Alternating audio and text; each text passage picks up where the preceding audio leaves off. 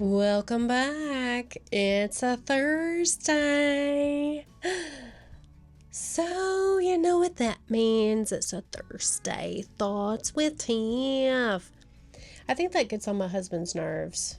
All these Thursday thoughts that I have started where I sing to you guys, he's been like, why are you doing that?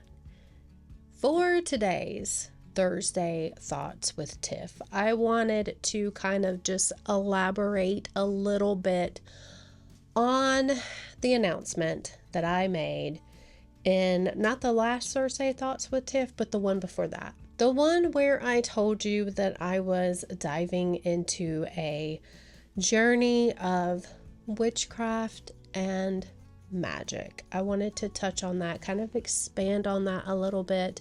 I know I'm going to get some questions. I haven't gotten any so far because that video actually comes out today in about 30 minutes, actually, because it's about 2:30 today. So I haven't gotten any questions yet because nobody knows about it yet, but they're going to know about it. It's coming. So I'm sure there's going to be some questions. So I want to elaborate on that a little bit. So that's what we're going to talk about today. So hopefully I still have all of you around. Hopefully you have not unsubscribed because, oh my God, she wants to be a witch. Evil. I'm also going to try really hard not to keep starting this video over because I think that when I edit myself during filming, that it's just not as real and authentic. I mean, I do go off on tangents, but I did do a script for today to kind of try to stay on task a little bit. So we're going to go with it. Here we go. Let's dive in. Let's dive in. Okay. So, here we go. Witchcraft at its heart is about connection to nature, to energy, to ourselves, and to the world around us. It's not about causing harm. It's about embracing the beauty of life and using that connection to create balance, growth, and healing.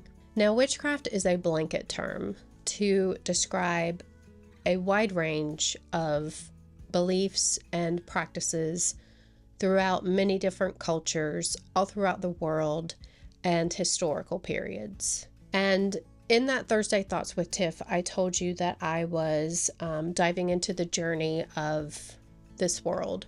To begin doing that, I am just right now learning about all of the history of witchcraft, because remember I said in that video that I am just now starting on this journey. Although it is something I have always been interested in, I've never really dove headfirst into it. So that's what I'm doing now, is just diving headfirst into the history of witchcraft, which there's a lot of history. I'm starting by listening to a podcast titled The History of Witchcraft, hosted by Samuel Hume, Hume, I believe that's how you spell his last name. And I'm listening to all of those episodes, and there's a lot of them. After I am done with that podcast, I will probably search for another podcast to get some more history. And after I feel like I have a good grasp on the history of witchcraft, I'm going to be diving into the different types of witchcraft to kind of narrow down what I want to bring into my life. And there are 3 that speak to me that I'm called towards, and I'll talk about those 3 at the end of this video. People hear the term witchcraft and immediately their minds run wild with sinister plots, evil forces, and dark deeds. But the way that I want to practice has nothing to do with harm or evil. For me, it is about connecting with the earth, the seasons, and the quiet magic that I believe lives within all of us. To me, witchcraft is not about destruction. It is about growth, finding balance, and healing. It's about lighting a candle, not to summon darkness, but to illuminate hope. It's about mixing herbs not to create harm, but to create remedies for the heart and the body. It's speaking affirmations not to manipulate, but to cultivate love within myself and the world around me. Sure, there are bad people everywhere, whether it's in religion or politics or even witchcraft. But isn't it unfair to let the darkness of a few cast a shadow over an entire way of life? I have never been a judgmental person. I have never been one to judge someone for how they live their life or the decisions they make for themselves or their family or who they love or how they look. As long as they're not hurting anyone, who am I to judge how they want to live their life? That is one of the biggest reasons why the religion that I grew up in never really resonated with me.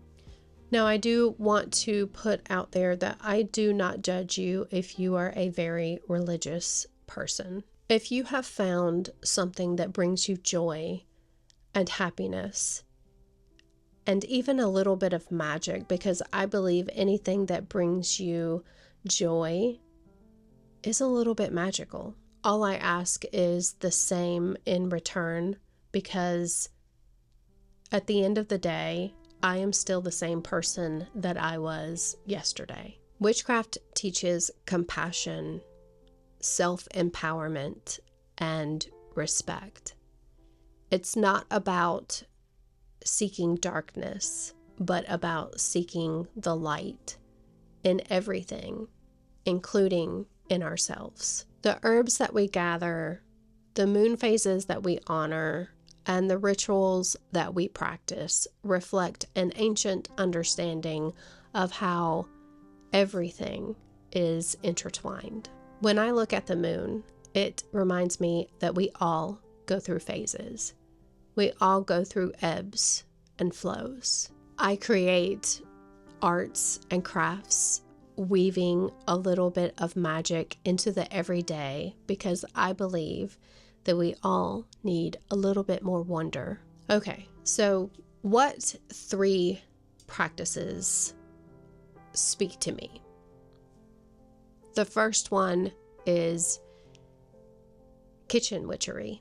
Kitchen witches believe that the kitchen is a sacred space where they can weave magic into the everyday tasks like cooking, baking, and brewing. They use intention, mindfulness, herbs, and spices as tools of magic. They have a deep connection to food, and we all know how much I love food, and they celebrate the changing seasons through food.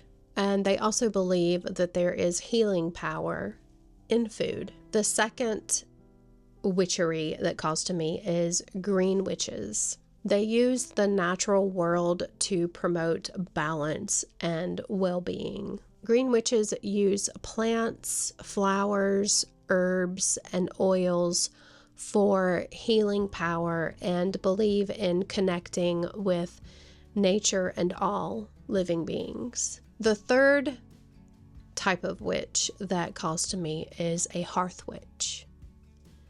And a hearth witch basically combines green witch and kitchen witch together. They believe that taking homemaking activities such as candle making, growing plants, knitting, sewing, crafting, and homemaking activities like that, taking the mundane and making it magical. So that is it. That is my Thursday thoughts. That is what I've been mulling over in my little noggin. Wanted to elaborate a little bit on what I touched on in that Thursday thoughts with you. Go a little bit deeper into it. I mean, it wasn't a deep dive, but I just wanted to elaborate a little bit. Hopefully I cleared a few things up. Hopefully I spread a little bit of magic, gave you something to think about. All those YouTubey things, love, light, and magic. I will see you in the next one.